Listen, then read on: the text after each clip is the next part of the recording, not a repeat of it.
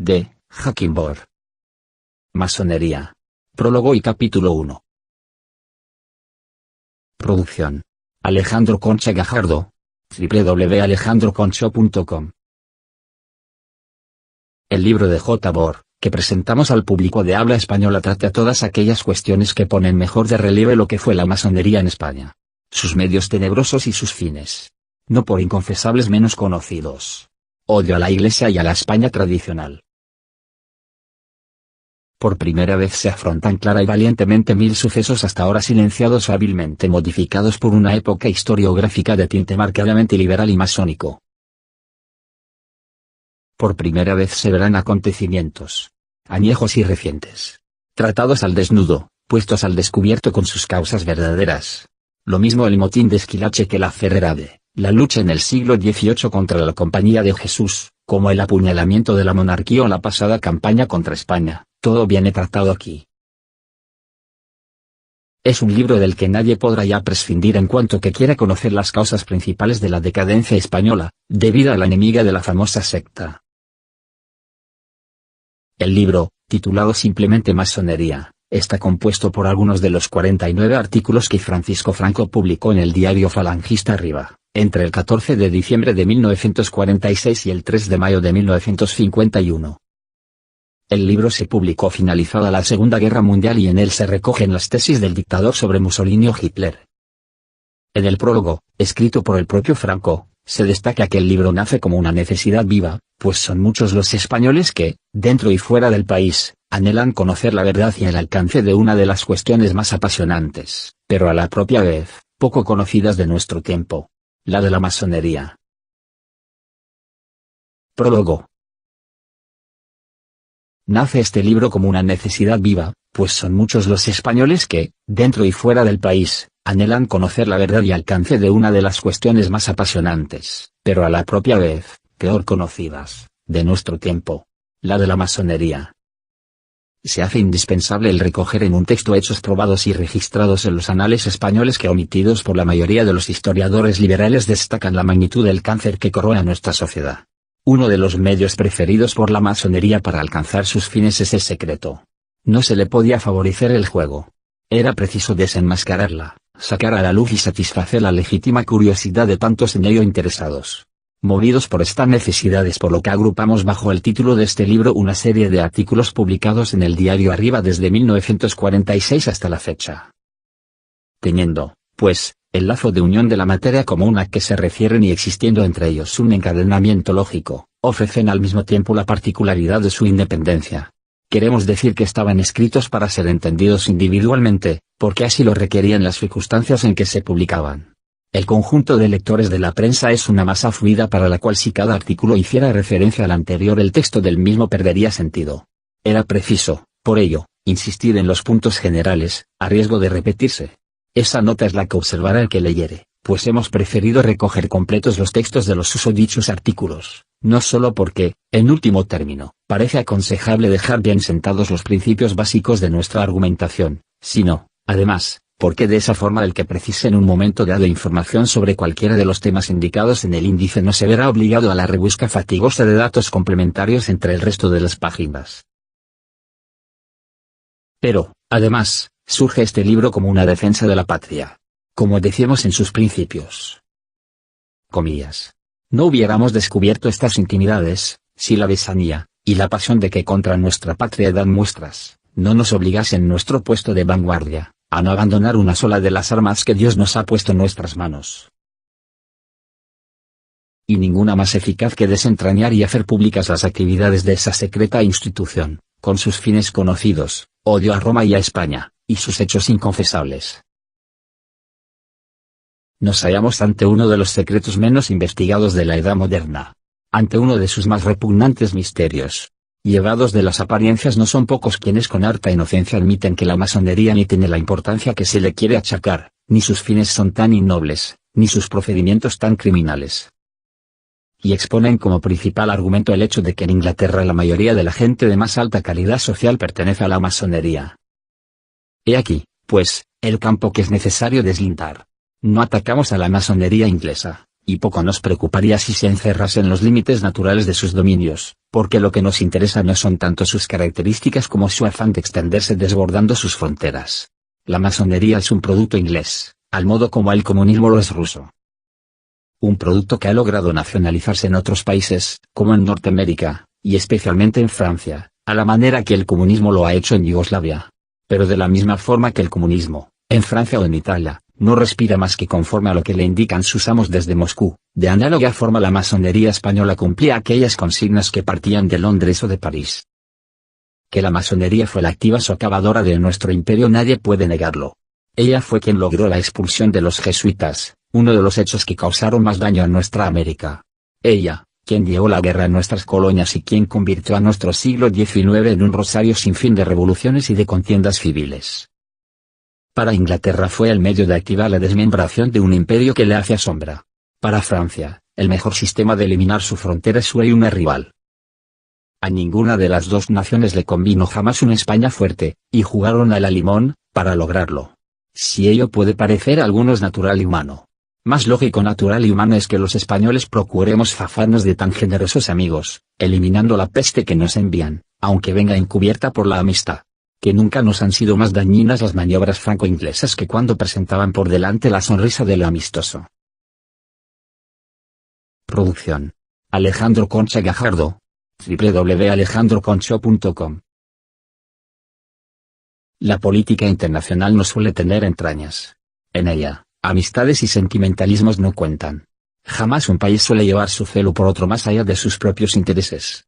Eso es la moneda corriente, y debemos sujetarnos a ella, y porque el derecho de protegerse es bueno para todas las naciones es por lo que en defensa de su independencia y de sus legítimos intereses, trata España de precaverse de la masonería. Desde que Felipe Wharton, uno de los hombres más pervertidos de su siglo, fundó la primera logia de España hasta nuestros días, la masonería puso su mano en todas las desgracias patrias. Ella fue quien provocó la caída de Ensenada. Ella, quien eliminó a los jesuitas, quien forjó a los afrancesados, quien minó nuestro imperio, quien atizó nuestras guerras civiles y quien procuró que la impiedad se extendiera.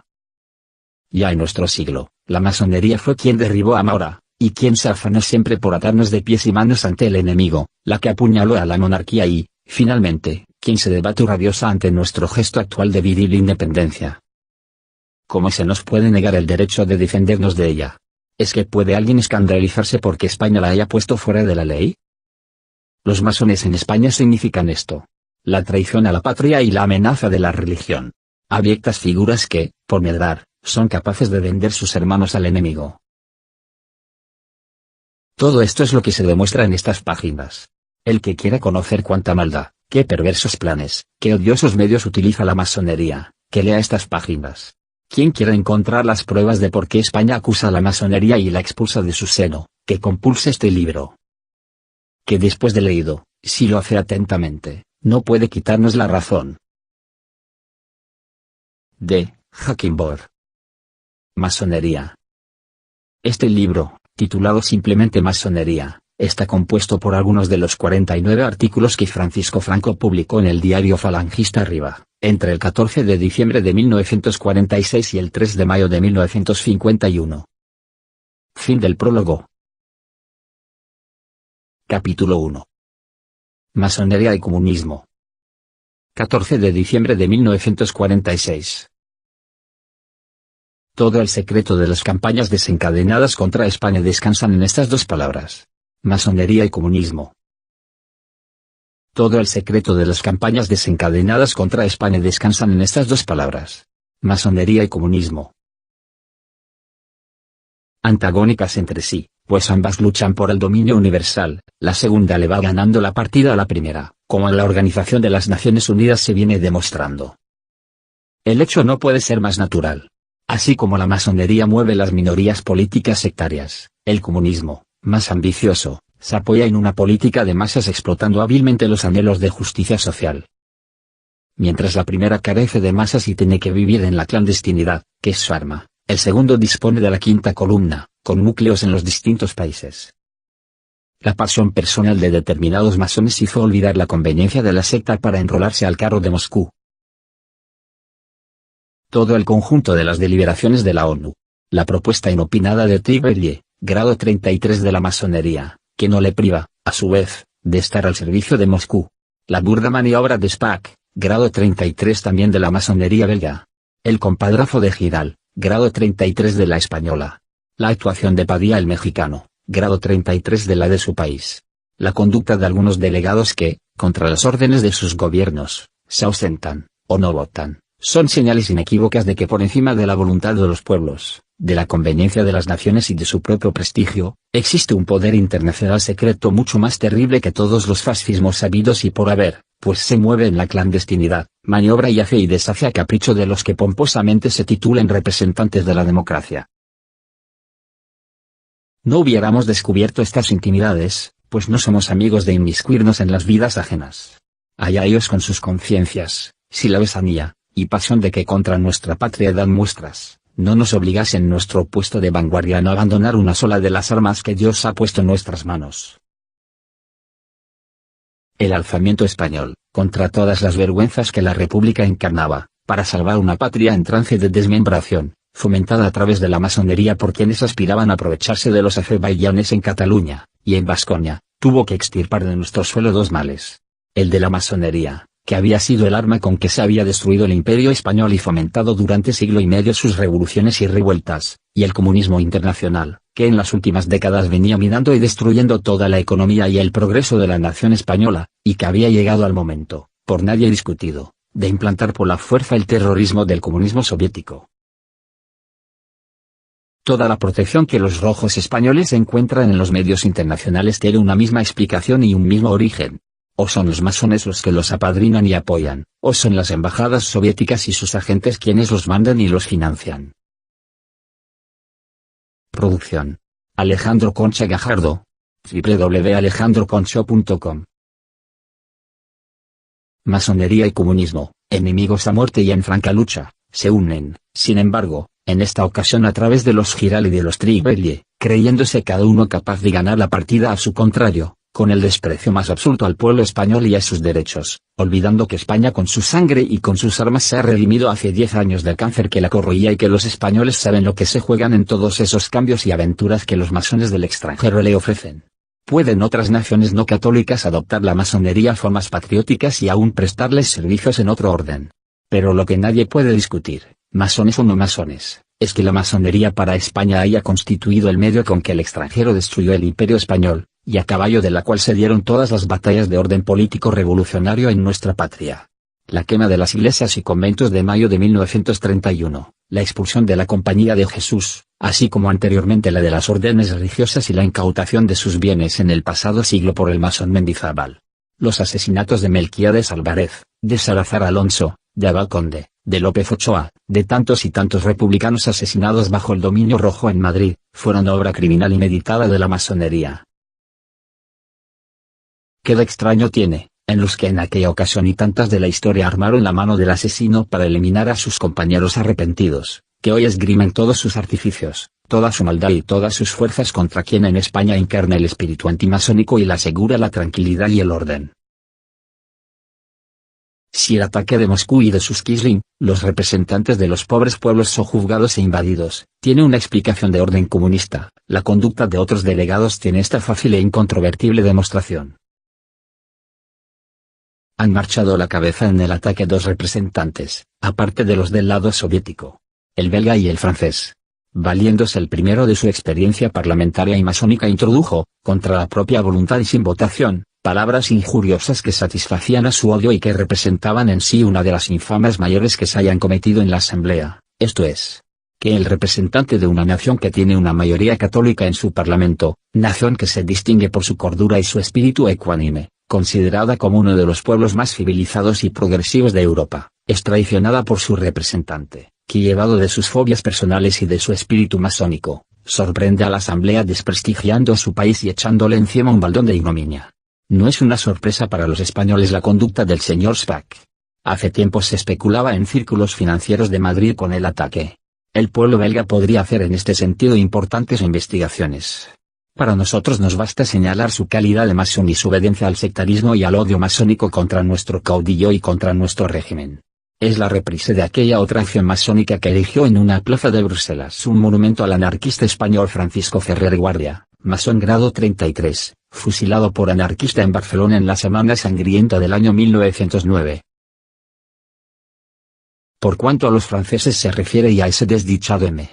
Howaux, uno de los organizadores principales de las brigadas internacionales en nuestra guerra de liberación, no podíamos esperar otra cosa.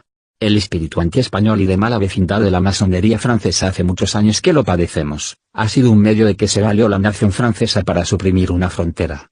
Mas, no contenta con ello, aún aspiraba a más, y en el camino de su chauvinismo y de sus ambiciones llegó durante nuestra guerra de liberación a repartir por el sur de Francia aquella célebre cuartilla con un mapa de nuestra región pirenaica, lindante con su frontera, en el que en el río Aragón se unían al norte de Huesca dos zonas, la de Cataluña, al este, y la de Vasconia, al oeste.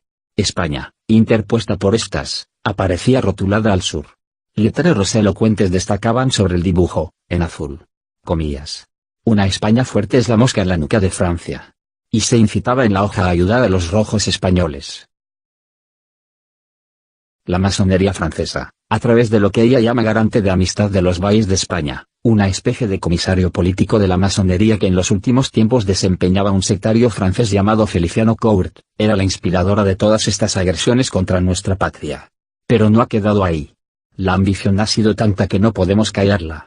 Una voz autorizada, que no ha tenido la menor réplica, ha asegurado que en los momentos en que la pobre nación polaca sufría los rigores de la invasión germana y había que hacer efectivos los compromisos internacionales por parte de la nación francesa, su gobierno de Frente Popular, que había firmado en España el acuerdo Jordana-Berard, exigía de Inglaterra, antes de cumplir su compromiso de ir a la guerra por Polonia, que en el caso de entrar España en la guerra, como ellos temían, se le asegurase el poderse cobrar de la nación española con las Baleares y la costa norte de Marruecos el precio a su intervención.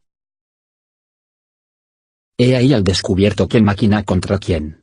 De esto existen pruebas en el Ministerio de Asuntos Exteriores británico, y esto explica la conducta de los representantes franceses, cualquiera que sea su procedencia política, en las reuniones internacionales. Mas los españoles no nos engañamos y sabemos aprender de nuestros enemigos. Ellos nos señalan dónde radica nuestra fortaleza y lo que se persigue con los ataques. La respuesta la ha dado el pueblo español el día 9 de noviembre. Con Franco hasta la muerte. De Hackenborg. Masonería. Este libro, titulado simplemente Masonería, está compuesto por algunos de los 49 artículos que Francisco Franco publicó en el diario falangista Arriba, entre el 14 de diciembre de 1946 y el 3 de mayo de 1951. Fin del prólogo y capítulo 1. Producción. Alejandro Concha Gajardo. www.alejandroconcho.com